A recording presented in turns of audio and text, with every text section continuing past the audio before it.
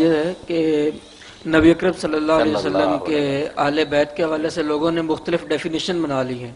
ہر کسی نے اپنا کرائٹیریا بنایا کہ فلاں داخل ہے اہل بیت میں، فلاں نہیں ہے. صحیح ڈیفینیشن اور صحیح کرائٹیریا کیا ہے کہ اہل بیت میں کون کون داخل ہے؟ آج کی محفل میں بہت اچھی باتیں، آپ لوگ پڑھے لکھے ہیں ماشاءاللہ، بالکل اچھی بات. اصل میں ایک لفظ نا مختلف واقع پر مختلف معنوں میں استعمال ہوتا.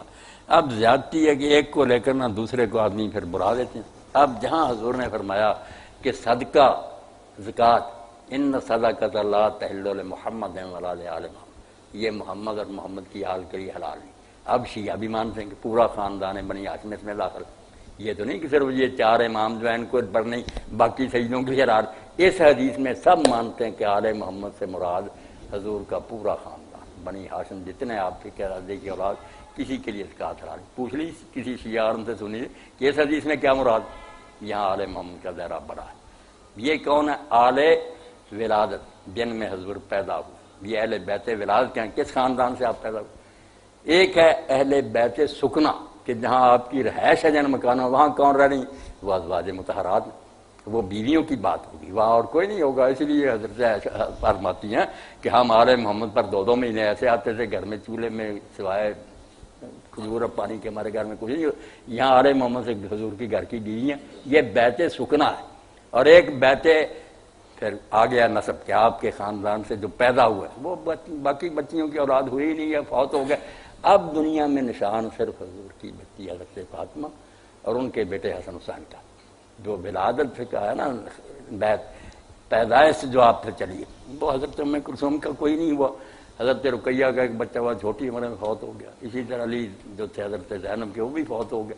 اولاد میں جو آپ ہے نا 3 ہو گئے. پھر اہل بیت سکنا کہ رہائش کے لحاظ کی وہاں آپ دیکھ لیں صورت حالات میں ان کو ہی کہا گیا کہ نبی کے گھروں میں داخل نہ ہو اجازت کے بغیر، وہاں بیویاں رہتی.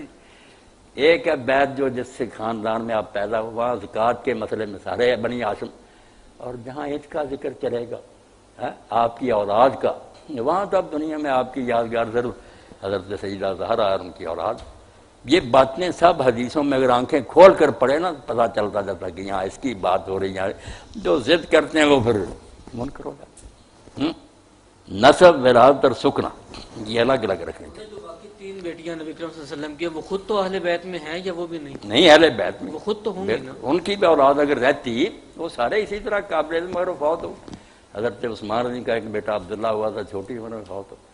زینب کا علی اور اس کی بیٹی تھی امامہ سے تو پھر حضرت فاطمہ وصیت کر گئی تھی نا کہ میرے بعد میری بھانجی سے نکاح کر لینا، وہ بھی یا اس سے حضرت علی کا بیٹا، اور پھر وہ سلسلے نہیں چلے.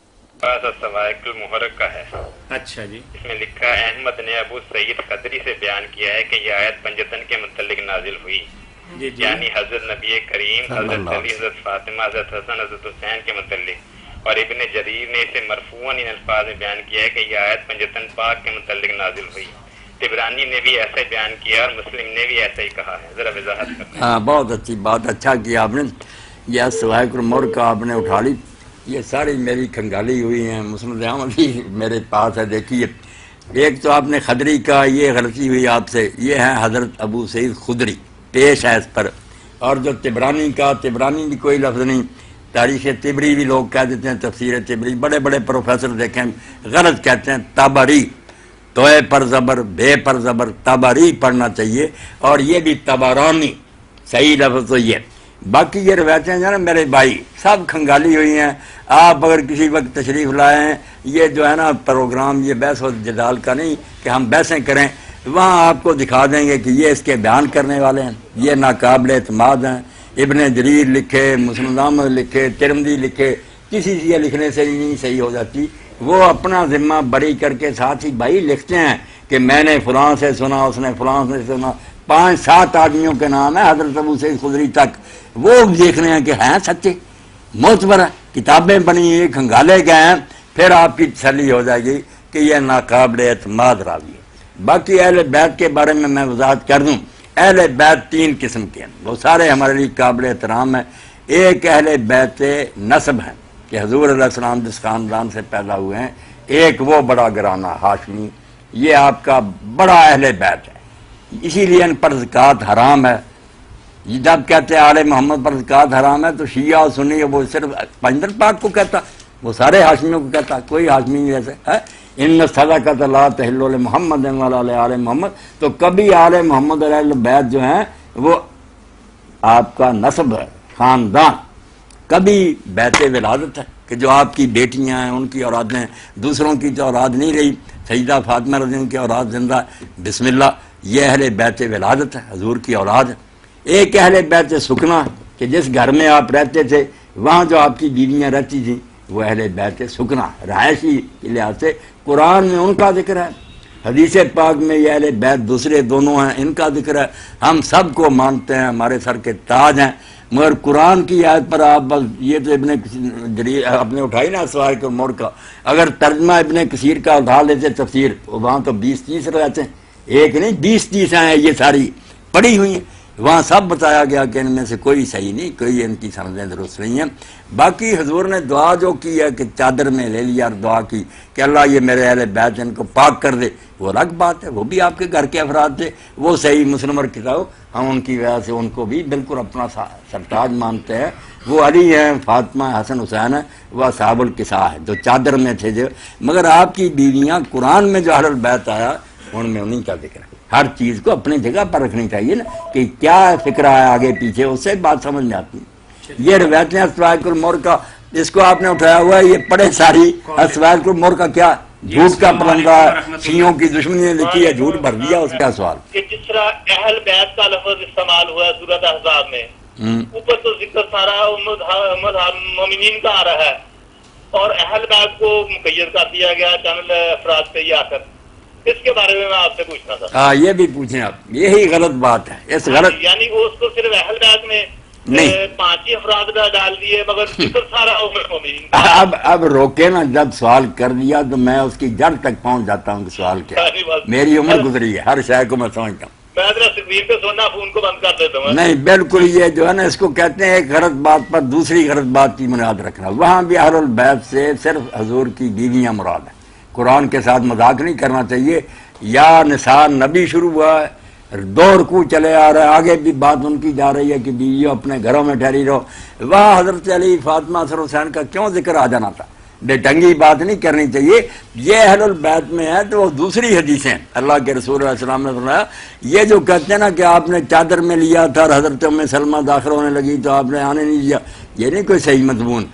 اللہ کے رسول علیہ السلام نے ان کو چادر میں لیا، وہ قصہ الگ ہے، ان کے لیے بھی دعا کی کہ اللہ ان کو پاک کر دے، ہم ان کو بھی پاک مانتے۔ آیت جو ہے نا اس کا تعلق میرے بھائی آپ آگے پیچھے سے پڑھے، خود مان رہا ہے کہ ازواج مطہرات کا ذکر ہے، وہاں ان کا قصہ ہم بیان کرنا شروع کر دیں کہ یہ آیت حضرت علی فاطمہ کی طرف چلے گی، لوگ کہیں گے یہ تو پاگل کا کلام ہوا کہ بات کوئی چل رہی چل کسی طرف کو چلا گیا، اور نہ وہاں کوئی اشارہ ہی ہے کہ کہہ دیا گیا ہو کہ اب بیویوں کی بات سٹاپ کر رہی، نہ ظلم نہ قرآن کے ساتھ کرے۔ وہاں اہل البیت جو ہیں وہ حضور کی بیویاں، اور یہ بھی بات آپ بھی سن لیں دوسرے سنی شیعہ کہ یہ آیت کوئی تعریف کے لیے نہیں آئی، یہ بالکل مقام مدح میں نہیں ہے کہ اہل بیت کی کوئی شان بیان کی، بلکہ بوجھ ہے، اللہ نے ان کی ذمہ داری بیان کی ہے۔ جب پردے کے حکم پیچھے بیان ہوئے، گھروں میں بند رہو، دوسروں سے بات کرنا پردے کے پیچھے سے کرو، تو محسوس ہوا کہ حضور کی بیویوں کو قید کیا جا رہا، وہاں اللہ یہ فلسفہ بیان کرتا ہے جیسے سورۃ مائدہ میں میرے بھائی جب یہ حکم ہوا نا غسل کرو، وضو کرو، تیمم، وہاں بھی یہی لفظ ہے، سارے مسلمان یرید اللہ لیطہرکم، اللہ چاہتا ہے کہ تم کو پاک کرے، جو ان کے لیے نا بیویوں کے لیے یا آپ کے خیال میں اہل بیت کے لیے، وہاں بھی وہی بات ہے۔ وضو مت کوئی سمجھے نا کہ سردیوں گرمیوں میں تنگ کر مارا وضو پر وضو، تو کہا نہیں اللہ اس طریقے سے تمہیں پاک صاف رکھنا چاہتا ہے۔ یہاں بھی پردے کے احکام کیا فلسفہ بیان ہوا، کوئی شان نہیں کہ اہل بیت اللہ کے رسول کے گھر والیوں سمجھنا نا کہ ہمیں بند کر دیا کہ گھروں میں بند رہو پردے سے، وہاں کہا انما یرید اللہ لیذھب عنکم الرجس اہل البیت، اے حضور کی گھر والیو اللہ اس طرح سے چاہتا ہے کہ تم پر کوئی الزام نہ لگے، الزام تم دنوں میں حضرت عائشہ پر لگایا تھا لوگوں نے، کہا سکینڈل نہ بنے، اس لیے یہ کوئی شان نہیں، کوئی مدح نہیں۔ سنی بھی کھیلتے پھرتے بیویوں کی شان، وہ شان نہیں، حکم جو بیان ہوا تھا اس کا فلسفہ بیان ہوا کہ یہ پردے کے حکم جو ہے نا ان کی غرض یہ ہے کہ کوئی الزام نہ لگے، کوئی قصہ کہانی نہ جھوٹی پیدا ہے، اللہ تمہیں پاک صاف رکھنا چاہتا ہے۔ جیسے وضو کا آیت اسی طرح کی ہے، وہاں بھی ہے کہ اللہ یہ ارادہ کرتا ہے کہ مسلمانوں تمہیں پاک رکھے. ہم سب کو کوئی معصوم بنا دیا، کوئی پاک بنا دیا؟ نہ بنانے کی بات ہے، وہ بنیں گی بیویاں پاک، ٹھیک ہے، اگر پردے کے احکام کی پابندی نہ کریں. ساتھ ہی آتا ہے کہ تم میں سے جس نے نافرمانی کی اس کو میں دگنا عذاب دوں گا، اور جو تم میں سے نیکی کریں گے ان کو دور. یہ تو ذمہ داری بیان ہو رہی ہے کہ ان حکموں کی پابندی کرو گی، پاک صاف رہو گی، انعام ملے گا. ورنہ من یات منکن بفاحشۃ، اگر پاک ہی کر دینا تھا، نہیں پاک کر نہیں دینا. اللہ چاہتا ہے کہ تم پاک صاف رہو، جیسے وہ وضو کے احکام کی بات. تو بات صرف حضور کی بیویوں کی ہے، بعد میں حکم یہ سب تک چلا جاتا کہ جو بھی پردے کے حکم ان سے کوئی گھبرائے نہ، یہ عصمت کی حفاظت کے لیے کہ بدنامی نہ ہو، عزت آبرو محفوظ رہے. اس کی ہر حکمت بیان ہوئی. سورہ مائدہ کی آج یہ یاد رکھیں کہ اللہ وہاں بھی ارادہ ہے اللہ کا ہے، سب مسلمانوں کے لیے ہے کہ اللہ تمہیں پاک رکھنا چاہتا ہے. اب وضو اور غسل سے پاک رکھنے کے معصوم ہو جائیں گے، مسلمانوں سے کوئی غلطی نہ ہوئی. قرآن پاک کے غلط معنی نہیں لینے چاہیے. جو کہتے ہیں حضور نے نہیں داخل ہوا دینا تھا ام سلمہ کو، بالکل ضعیف روایتیں ہیں، کوئی ان کی حقیقت نہیں ہے. بیویاں تو اہل بیت میں ہیں ہی، آیت تو نہیں کے لیے اتری ہے. دوسرے گھر والے اگر شامل ہو گئے ہیں، وہ بھی آپ کا کنبہ تھا، آپ نے کہا تم بھی میرا خاندان ہو، بچو، بالکل بسم اللہ بسم اللہ، ہم ان کو بھی اہل بیت مانتے ہیں، مگر آیت میں نہیں.